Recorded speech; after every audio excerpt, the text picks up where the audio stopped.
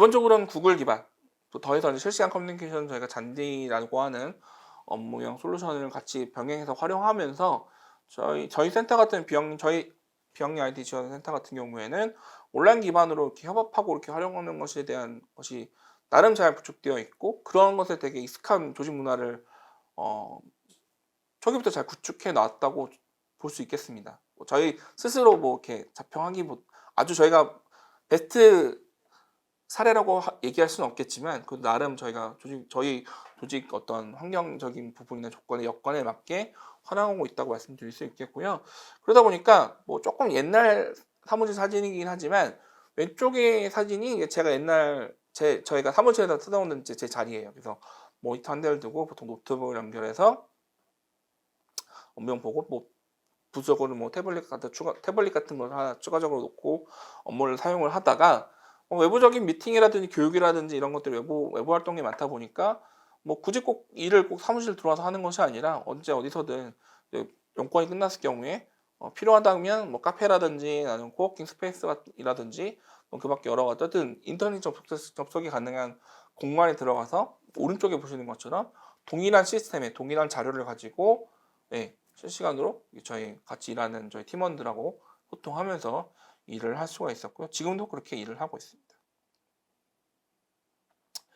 그래서 비영리 단체들 중에도 보면 뭐 그러니까 저희가 저희 사례를 제일 잘 설명할 수 있으니까 제가 저희 사례를 말씀드린 거긴 하지만, 사실 저희보다도 훨씬 더 잘 구축해서 활용하고 계신 비영리 단체들이 되게 많이 있습니다. 앞으로 저희는 그런 사례들을 많이 모아가지고 많이 소개해드리는 작업들을 많이 해보려고 하는데요. 뭐 예시로 하나 말씀을 드리면, 그 청각장애인을 지원해주는 이제 AUD 사회적 협동조합이라고 하는 비영리 단체가 있습니다. 여기는 쉐어타이핑이라고 하는 그 클라우드 기반의 실시간 문자 통역 서비스를 개발을 해가지고 청각장애인들을 지원해주고 계신 그런 단체인데, 내부에서 지금 사진을 보시는 박원재 이사장님도 본인이 청각장애가 어느 정도 있으신 그런 분이시고요. 내부에서 청각장애 있으신 분들이 같이 일을 하고 계세요. 그러다 보니까 문자로 내부에서 커뮤니케이션 하는 것이 대단히 중요한 그런 조직입니다. 근데 이제 여기도 예전에는 카톡을 쓰시다가 잔디를 사용하시면서부터 훨씬 더 일의 효율성이 높아졌다 것을 확인할 수 있었는데요. 작년 연말 저희가 진행했었던 온라인 비영리 단체 온라인 업무 협업 세미나 때도 잔디 관련된 사례 발표를 해주셨었는데, 아주 유용하게 활용하고 있다는 사례들을 공유를 해주셨습니다. 이제 아울러서 근육장애인 협회라고 하는 비영리 단체가 있습니다. 근육병이라는 거 아마 들어보셔서 잘 아시는 분들 계실 텐데, 이게 사실 뭐 치료가 되는 그런 병이 아니라 점점 계속 악화되는 이런 병이에요. 그래서 어떤 병의 정도에 따라서 어떤 분은 그냥 뭐 움직이기가 좀 간단히 불편하신 정도 분도 계시지만, 어떤 분들은 호흡기, 그러니까 그 호흡 그 보조기구가 없으면 호흡을 하시기가 어려운 이런 분들까지도 되게 다양하신데, 지금은 이제 다른 단체 대표님으로 다른 자리를 옮기시긴 하셨지만, 이전에는 한국근육장애인협회의 정영만 회장님이 좀 IT에 대해서 좀 많이 익숙하신 그런 IT 리더셨어요. 그러다 보니까 저희 테크십이 2015년에 런칭했는데 그보다도 훨씬 더 앞서서 마이크로소프트의 그 당시 오피스 365라고 하는 그 스마트 워크 시스템을 도입을 하셔가지고 자료도 클라우드에서 관리하고, 또 실제로 업무도 굳이 사무실 나오지 않더라도 일을 할 수 있도록 그런 시스템을 구축해 놓기도 하고, 또 같이 화의하고 이런 것들은 다 화상회의 같은 것도 일찍이 도입해서 활용하셔서 지금 사진에 보시는 것처럼 이게 사실 한국근육장애인협회가 전국 단위 조직이거든요.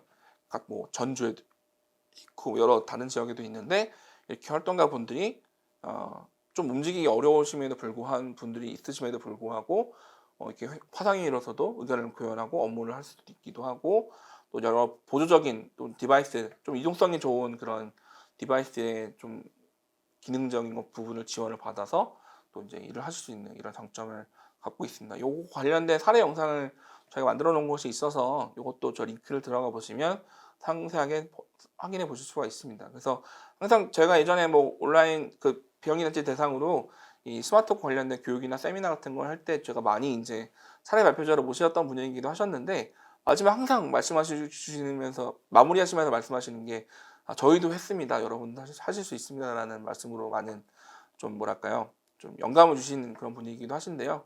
많은 참고를 해주면 좋을 것 같습니다.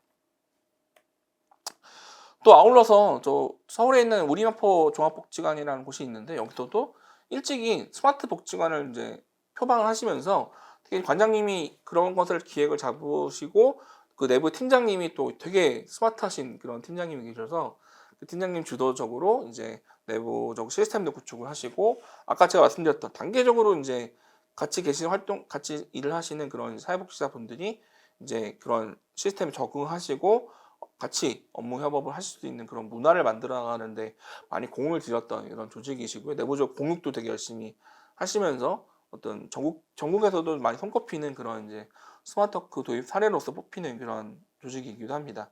되게 큰 조직이지만 되게 효율적으로 그런 시스템을 관리하면서 일을 하시게 되고요. 사회복지사 분들이 보면은 안에서만 근무하시는 것들이 아니라 보면 외부 이제 여러 사회복지 현장을 많이 다니시면서도 일을 하시는데 다니시면서도 업무 관련된 자료 공유라든지 커뮤니티 기록 중요한 정보에 대한 기록이라든지 이런 것들을 이제 스마트워크 시스템을 통해서 이제 해오고 계신 아주 성공적인 사례로 뽑히는 그런 곳입니다. 그런 것들 기반으로 이제 잘 축적을 해놨기 때문에 다음 뭐 넥스트 그런 정보들을 기반으로 이제 뭐 인공지능을 도입한 스마트 복지관이라든지 또는 빅데이터 기반으로 좀 더 새로운 형태의 복지 서비스를 기획하는 복지관으로서의 발전을 충분히 할 수 있는 그런 이제 기반을 이제 마련했다고 볼 수 있겠죠. 아울러서 아름다운 커피는 뭐 이런 이제 공정무역 제품을 취급하는 그런 사회적 기업이기도 하지만 아울러서 또 비영리 단체이기도 한데요.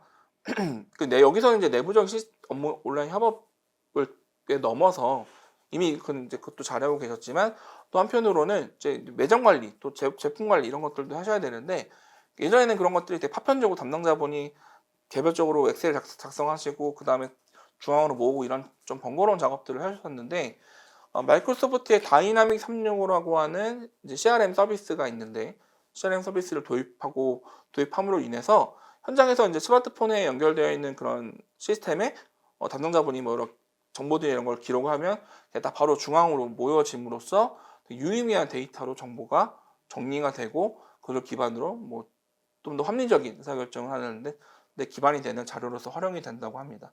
그걸 도입함으로 인해서 훨씬 더 일의 효율성이 높아졌다는 얘기들을 들었었고요. 또 그와 관련된 사례 영상들을 좀 저희가 만들어 놨기 때문에 이 내용을 한번 확인해 보시면 좋을 것 같습니다. 이제 마무리를 할 텐데요. 앞서서 설명드렸던 것처럼 뭐 아마 새로운 솔루션들은 아마 계속적으로 나올 겁니다. 그것들이 아마 더 좋은 게 많이 있을 것이고 경우에 따라서는 지금 사용을 뭔가 어떤 특정한 것을 하시고 계시더라도 필요할 경우에 따라서 뭐 새로운 걸로 전환하는 이런 과정도 아마 필요할 수도 있을 거라고 보여지는데요. 어쨌든 특히 이제 비영리 단체에서 이런 클라우드 기반, 온라인 기반의 업무 협업 솔루션들을 활용해서 스마트워크 시스템을 구축하고 활용하는 부분들은 좀 더 우리가 하는 일들을 좀 더 효율성 있게 하기 위한 이런 목적이라는 거. 그걸 통해서 좀 더 창의적인 활동에 시간을 투여하거나 또는 개인적으로 뭐 번아웃 되시는 분들도 보면 상당히 많은데 그런 것이 그렇게 하지 않고 본인 건강도 잘 챙기시고 또 새로운 환경에 적응하기 위한 학습이라든지 연구 등의 연구를 하기 위해서 어떤 소중한 시간을 할애할 수 있도록 하기 위해서 좀 더 스마트하게 좀 더 효율성 있게 일하자는 목적을 갖자라는 것을 우선적으로 전제한다는 걸 이해해 주시면 좋겠고 어떤 솔루션을 도입하든 사실은 조직에 맞는 거를 잘 선택해줘서 특정 기능만 잘 활용하셔도 그걸 기반으로 충분히 스마트하게 일을 하실 수 있다고 생각을 합니다. 단계적으로 잘 검토해서 도입하시고 활용해 보시면 좋겠고요. 그것에 앞서서 무엇보다도 대표자분도 좀 더 그것에 관련해서 우리 이제 어떤 리더십적인 부분에서의 변화도 분명히 필요할 것이라고 보여지고요. 또 같이 활동가 분들도 이런 것을 통해서 스스로의 역량도 끌어올리시는 그런 계획도 살펴보시면 좋겠고 이런 걸 기반으로 좀 더 다양한 활동을 할 수 있다는 것에 대한 고민도 같이 해보실 수 있으면 좋겠습니다. 무엇보다 그런 이제 스마트한 비영리 조직 문화를 만들어 보시면 어떤 뭐 솔루션이 나왔더라도 새롭게 활용하시는데 어려움이 없으실 거라고 생각이 들고요. 그런 것을 기반으로 우리가 하고자 하는 공익적인 미션을 달성하는데 큰 도움을 받으실 수 있기를 바라면서 응원하겠습니다.